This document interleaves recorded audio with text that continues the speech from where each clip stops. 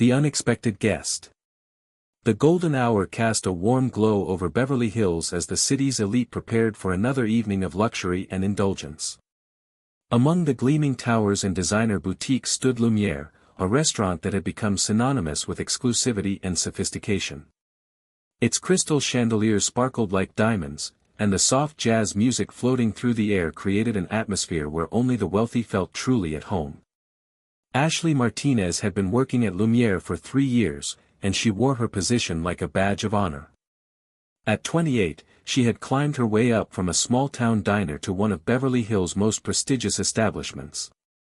Her perfectly styled hair, immaculate uniform, and rehearsed smile made her the image of professionalism. But beneath that polished exterior lay a woman who had developed an unfortunate habit of judging people by their appearance. Table 7 needs their wine refilled, called Marcus, the head waiter, as Ashley adjusted her posture near the reception desk. She nodded, her eyes scanning the dining room filled with celebrities, business moguls, and socialites. This was her world now, and she had worked hard to belong here. The glass doors of Lumiere opened with a soft whoosh, and a figure stepped inside. Ashley's attention was immediately drawn to the newcomer, and her expression shifted from professional courtesy to barely concealed disdain. The man who entered wore faded jeans, a simple black t-shirt, and a worn leather jacket. His dark hair fell naturally around his face, and he carried himself with a quiet confidence that seemed out of place in the opulent surroundings. Suga paused just inside the entrance, taking in the elegant atmosphere. He had just finished a long day at the recording studio and hadn't bothered to change clothes. Fame and fortune had never changed his preference for comfort over flashy displays of wealth. To him, good food and genuine experiences mattered more than expensive suits and designer labels. Ashley approached him with measured steps, her smile forced and cold. "Good evening," she said, her tone suggesting this was anything but good. "Are you perhaps looking for someone? Maybe you're here to make a delivery." Suga looked at her calmly, his expression remaining gentle despite her obvious rudeness. "Actually, I'd like a table for dinner," he replied politely. Ashley's eyebrows shot up in surprise, and she couldn't help but let out a small, incredulous laugh. "A table? Here." She gestured around the luxurious dining room as if to emphasize how out of place he looked. "Sir, this is Lumiere. We're one of the most exclusive restaurants in Beverly Hills. Are you sure you're in the right place?"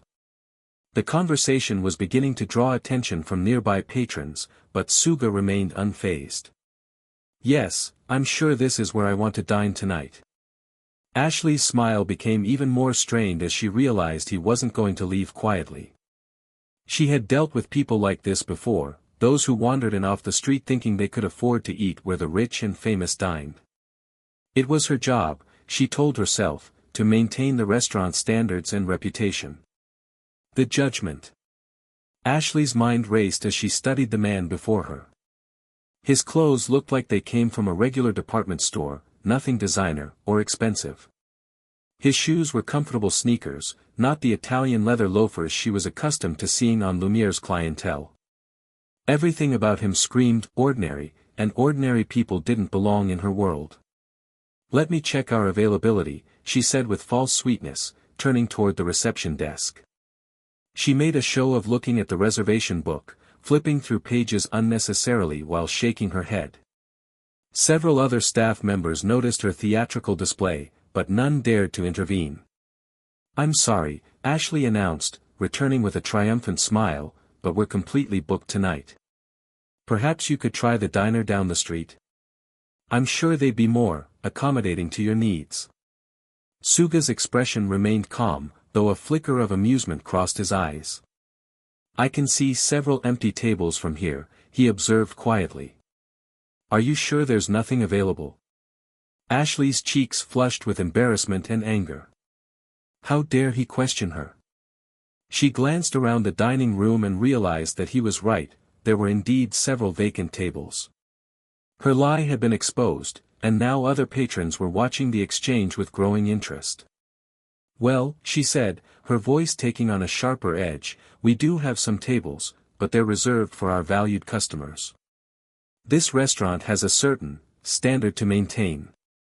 She looked him up and down once more, making sure her disdain was obvious. I'm not sure you'd be comfortable here anyway. The prices are quite high.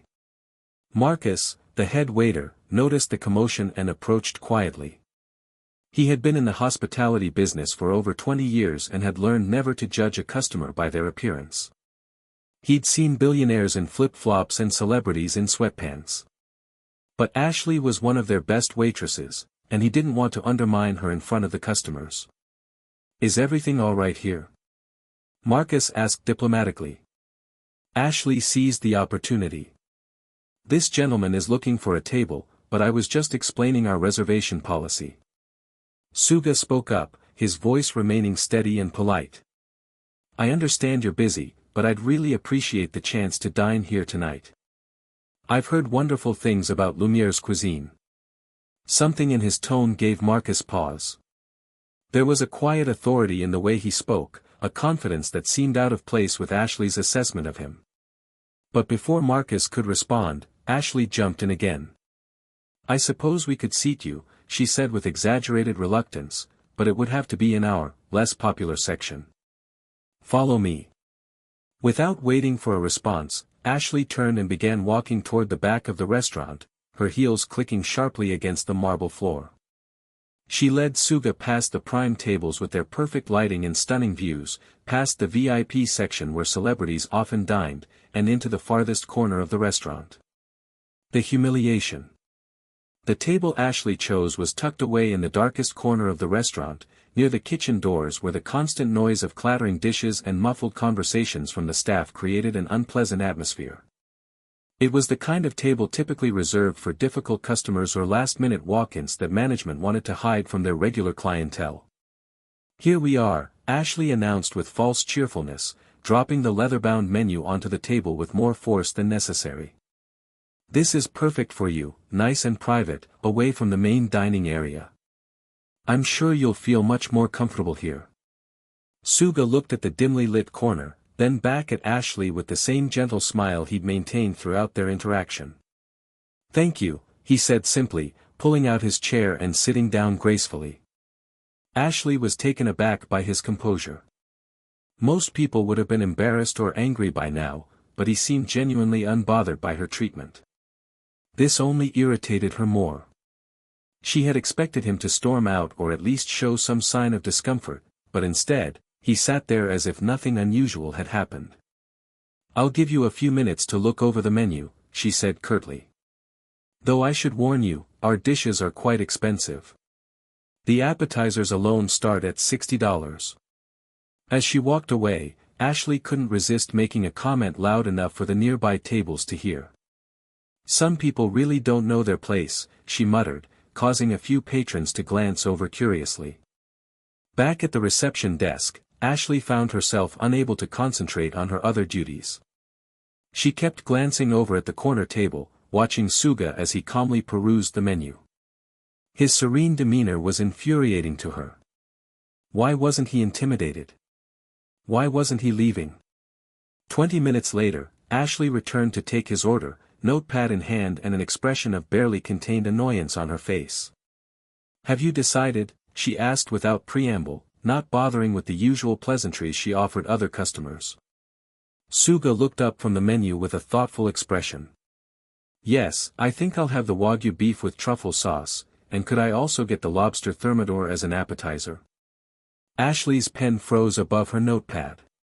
Those were two of the most expensive items on the menu. The appetizer alone cost $120, and the main course was nearly $400. She looked at him suspiciously, certain this was some kind of joke. Sir, she said, her voice dripping with condescension, I want to make sure you understand the prices. The lobster thermidor is $120, and the Wagyu beef is $380. That's $500 for one meal, not including wine or dessert. Suga nodded calmly. That sounds fine. Could you also recommend a good wine to pair with the meal? Ashley stared at him in disbelief. Either he was completely delusional about his financial situation, or he was planning to dine and dash. Either way, she was determined to make this as uncomfortable as possible for him. Of course, she said with a malicious smile. I'd recommend our vintage Bordeaux, it's $800 a bottle. Perfect for someone with such refined tastes. Instead of backing down, Suga simply nodded. That sounds excellent. Thank you for the recommendation. Ashley's confidence began to waver slightly, but her pride wouldn't let her back down now. She had gone too far to admit she might have been wrong about this mysterious customer. The revelation. As Ashley walked back to the kitchen to place the order, she couldn't shake the feeling that something was off. The man's complete lack of concern about the astronomical prices bothered her more than she cared to admit. She had expected him to gulp, stammer, or make excuses, but instead, he had ordered as casually as if he were buying a coffee. In the kitchen, she found Marcus reviewing the evening's reservations with the head chef, Henri. I need to place an order, she said, still feeling unsettled. Table 12 wants the Wagyu and lobster thermidor, plus a bottle of the 98 Bordeaux. Henri looked up from his prep station with raised eyebrows. Ah, we have a serious foodie tonight.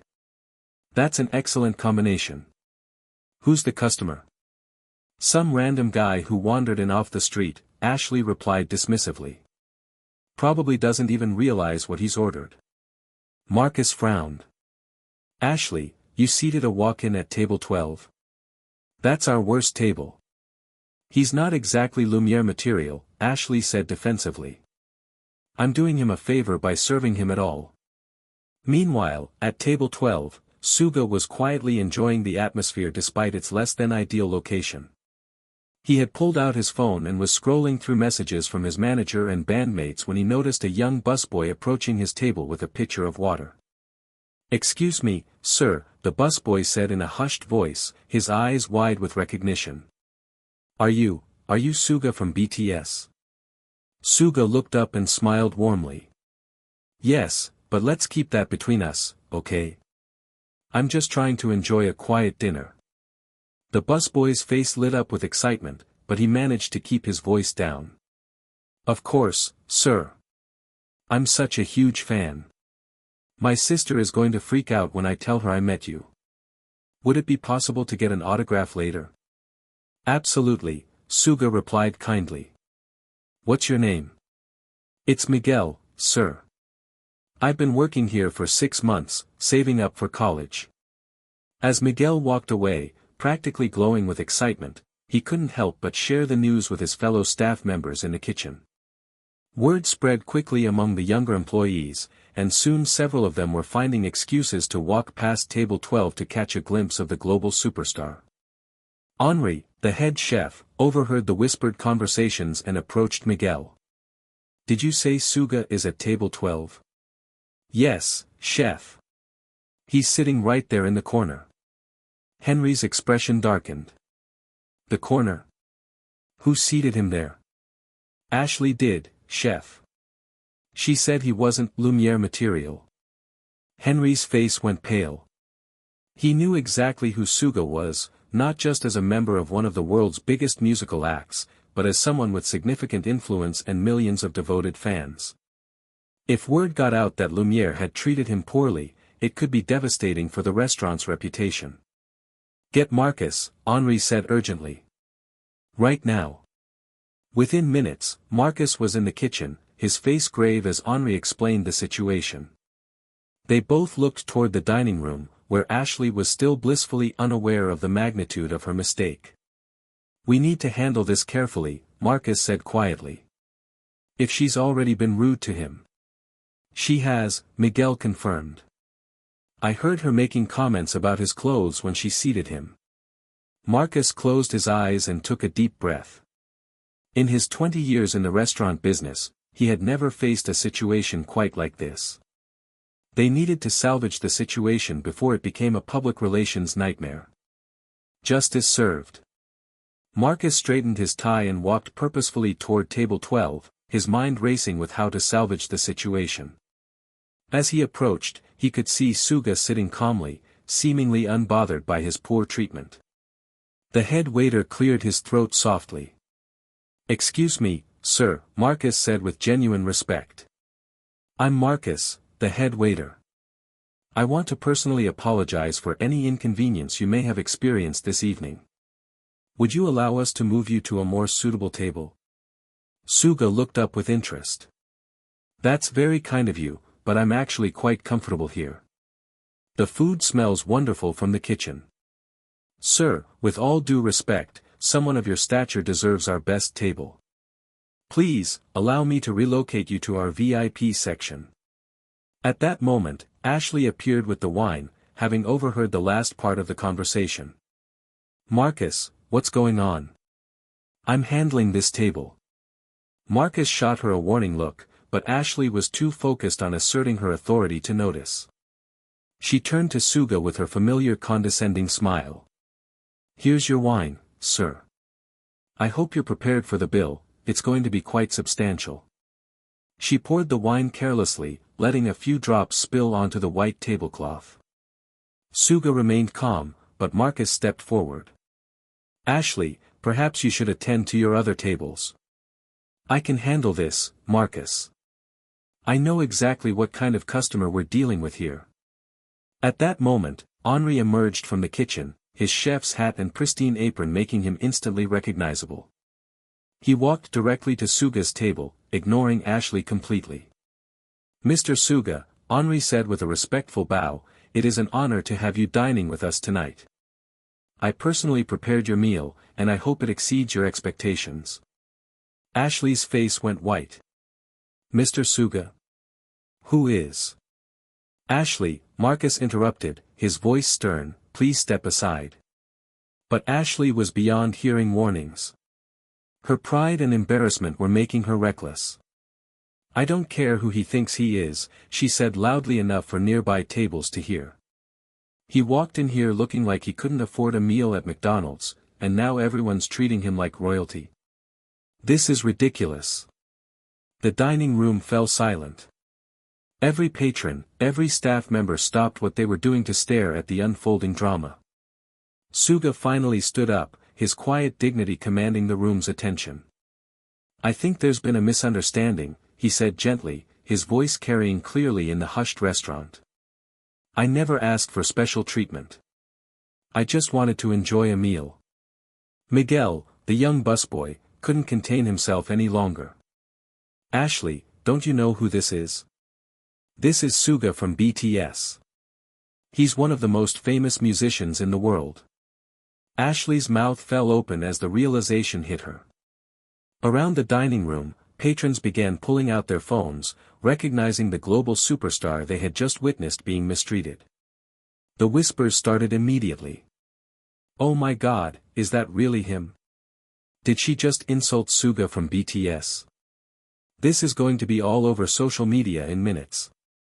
Marcus stepped forward, his face grave. Ashley, please collect your things. We need to speak privately. But Ashley wasn't done. In her panic and humiliation, she made one final, devastating mistake. This is insane. Just because he's some Korean pop star doesn't mean he can come in here looking like a homeless person and expect royal treatment. The silence that followed was deafening. Even Suga's expression hardened slightly at the racist undertone of her comment. Henri spoke first, his voice cold with disgust. Ashley Martinez, you are terminated immediately. Please leave the premises now.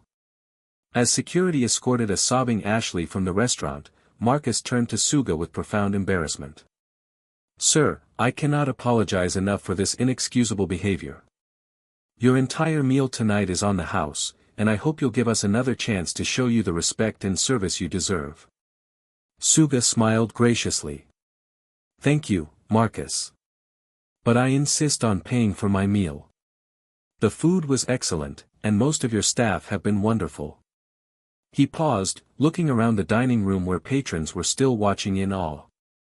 Besides, I think the evening turned out to be quite memorable after all.